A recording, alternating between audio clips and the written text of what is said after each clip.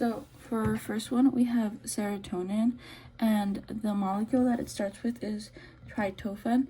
And essentially this molecule interacts with the enzyme tryptophan hydrolase, and this enzyme then converts it into 5-HTP.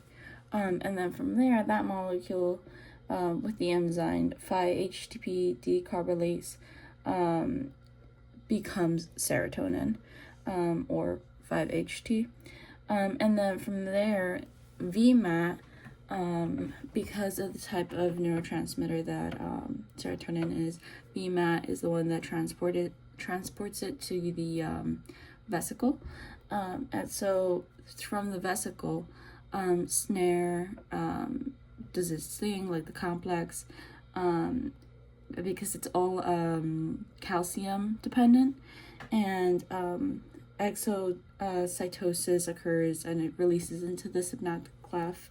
And so we have ionotropic and metabotropic receptors on the other side. And so we have only one ionotropic, which is 5-HT3, and then we have a bunch more for metatropic. So it goes from 5-HT1A to 1B, 1D, 2A, 2B, 2C, 4, 5A, 6, and 7. And then from there, the ones that are in the synaptic cleft, they have to find a way back into the neuron. So SERT is the neurotransmitter transporter there, and MAOA is what breaks it back down so that the process can start all over again. Following up with that, we have dopamine, and dopamine starts off with tyrosine, and then the enzyme TH turns it into L-DOPA, and then L-DOPA with the enzyme DOPA decarboxylase turns it into dopamine, or DA. And dopamine is the same type of neurotransmitter. It's as serotonin, and it's and so because of that, the VMAT transporter is what takes it into the vesicle. And so again, the vesicle goes with the SNARE complex, and exocytosis occurs. And so we have actually only one type of receptor here, and so that's metatropic, and it goes from D1 to D5. And then we have in the synaptic cleft, of course, since there's going to be like excess, or if there's excess, it goes through the transported DAT, and then eventually MAOB or COMT is what breaks it down and starts the process all over again. Following up with that, we have histamine, and histamine starts out as histidine, and then histidine decarbonate, or HDC, breaks it down or forms it into histamine, or histamine, and then again, similar type of molecule, or neurotransmitter, and so VMAT is the transporter for this one, takes it to the vesicle. It's released in exocytosis again, and then we only have metatropic receptors, so it goes from H1 to H4, and then in the synaptic cleft, eventually it goes into the what's it called? Actually, for histamine there is no transporter, so reuptake transporter. But there are enzymes, so HNMT and MAOB, and I believe these can be on an astrocyte.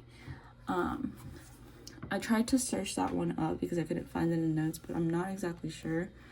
But yeah. And then we have norepinephrine. And so this starts out similar with the process of dopamine. So we have tyrosine, and then TH makes it become L-DOPA, then DOPA decarbonate, makes it become DA, and then while in the vesicle, so while still in the vesicle, DBH interacts with it and then makes it into norepinephrine. And so then it's still the same type of neurotransmitter. So VMAT takes it, and eventually the receptors that are being used or are going to be used are metatrophic. And so we have alpha 1A, 1B, 2A, 2B, 2C, and then we have beta 1 to 3. And then we have in the synaptic cleft, we have NET, which is the neurotransmitter transporter that takes it, and then MAOA and COMT, which is the enzymes that break it down. And then we have acetylcholine. And so we start off with two molecules in this instance. So we have acetyl-CoA and choline. And then we have the enzyme CHAT that turns it into ACH plus CoA. And then VACHT is what the transporter that takes it to the vesicle is. And again, the exocytosis process happens. And then our receptors are ionotrophic and metabotropic. And the ionotropic one is ACHA, and the metabotropic ones are 1 through 5. And then in the synaptic cleft, we actually have the ACHE enzyme that breaks it down back into acetic acid and choline, but there's actually only the choline transporter, which is what brings it back into the neuron. So that's right there. And then we have, second to last, we have glutamate. And so glutamate is made from molecule glutamine. And so glutamate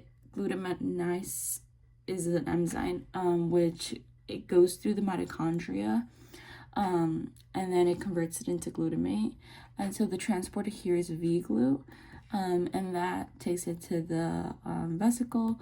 And then we have three ionotropic ones, AMPA, NMDA, and kainate. And then we have the metatropic ones, which is mGlut1 to 8. And then I think those are two classes. And then we have in the synaptic cleft, it actually doesn't go straight to neurotransmitter transporter through the neuron, but rather an astrocyte. And then the enzyme that breaks it down is AAT2. And then finally, we have glutamate, we have GABA. I forgot to write it there, but glutamate is the same process as glutamate, but then an extra step, just like dopamine and the other one was. And so we have GABA, and so we start off with glutamine, goes through the same process with the enzyme of glutaminase into glutamate, and then through GAD, it becomes GABA. And then we have the neurotransmitter transporter VGAT, and that takes it into the vesicle. And then we have one ionotrophic GABA A and one metatrophic GABA B. And in the synaptic cleft, again, same process. So instead of just straight to the neuron, it goes to an astrocyte. And then GAT is what breaks it back down. And so now for number 2, we're just basically gonna say a word or phrase, and we're gonna define it and then give an example. And so our first word is chemical signaling molecule. And essentially what this is just chemical messengers that are being sent, say from a neuron to another neuron, or a neuron to a cell, and it basically initiates a physiological response. And an example of this is any one of our neurotransmitters, so such as like glutamate, for example, which would send out a certain response to another neuron or receptor. And so that actually brings us to our second word, which is receptors. And so what receptors essentially are, they're just proteins that are attached to the membrane, and they help with binding signals from a molecule, so such as like the neurotransmitters that we spoke about earlier, and they help convert. They like create a cellular response, and this happens because they convert electrical signaling to or rather they turn chemical signals into electrical signals.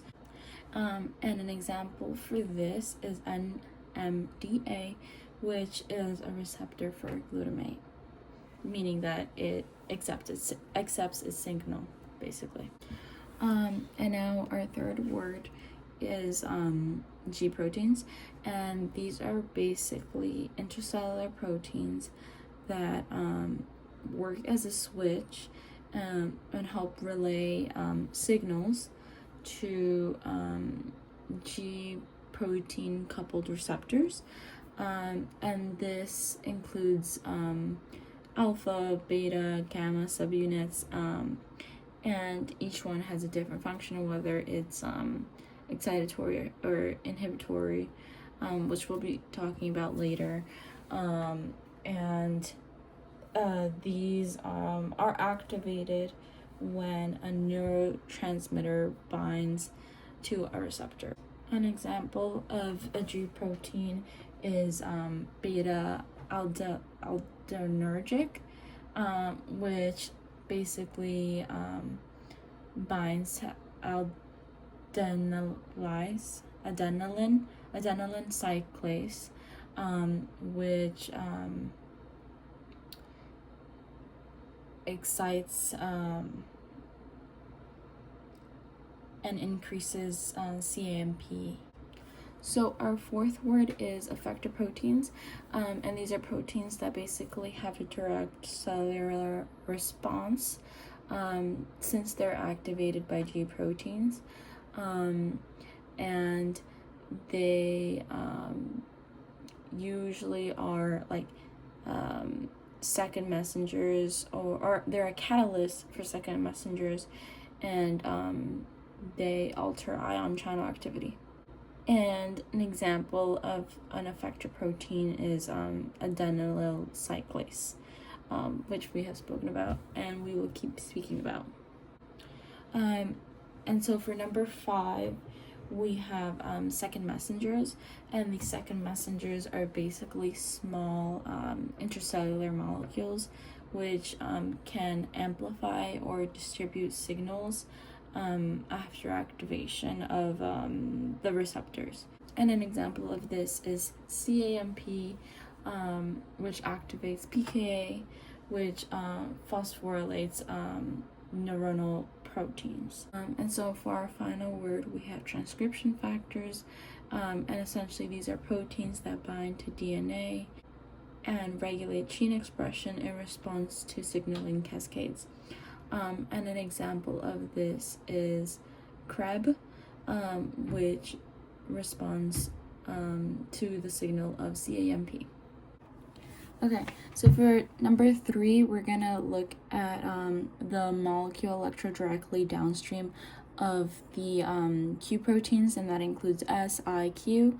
And so we're gonna be focusing on this guy in our diagram, and as we see, there's 3 subunits, and S and I actually, their molecule is adenylyl cyclase, and the S actually, it excites, so it increases CAMP, and that increases the PKA, and then that increases the phosphorylation that occurs. On the other hand, the I, while it's attached to the same molecule, the CAMP actually goes down, and that helps in regulation of ion channels and phosphoglycoproteins lipase. And then on the other hand, we have the Q, which attaches to phospholipids beta. So that's like the difference there. And eventually that goes to either or both the endoplasmic reticulum, and that helps with the influx of calcium. And we also have the PKC, which also has to deal with phosphorylation. And so for number 4, we're actually still looking at the same diagram. Technically, we'd be looking at like an extension if it were here, but we're going to be talking about the role of the beta gamma, and like what it does in a heteromeric protein. And essentially what we're talking about in specific is this little guy here, and he comes from an extension of this. So like this would separate, so that's why we have like the subunits of this one. And so we're looking at this guy here, and usually what it does is that it attaches itself, or rather it like signals to like another effector protein, which is usually like an ion channel. So like for example like potassium, a potassium channel, and it helps in like inhibiting it, and like essentially it'll make like action potential harder to happen, because it like lowers the action potential. And then I also did want to add that as you see here, it's attached to the membrane, so usually it like the proteins that it goes to or signals to is within the membrane. And so now for the 5th question, we're going to be talking about G proteins and how to turn off their signaling, and there's actually 3 methods for that. And so the first method is that in the intercellular tail of the receptor, there is a protein that phosphorylates it, and that protein is called GRK. And this protein also recruits another protein called aristin to essentially signal other molecules to trigger internalization within the G protein. And this basically causes neurotransmitters to like start to degrade, and PP2A comes in and dephosphorylates the G protein tails, which essentially stops signaling. The second way is that the GT phase essentially happens, and the GTP becomes GTA or GDP, and that essentially returns the G proteins back into its inactive state, so turning it off. And the third way is essentially PKA will work as like a feedback thing that'll tell enzymes like PDE to turn on and to basically break down CAMP, and that'll end the PKA, so that'll stop the signaling. But there's also PKA inhibits the signaling by inhibiting adenyl cyclase.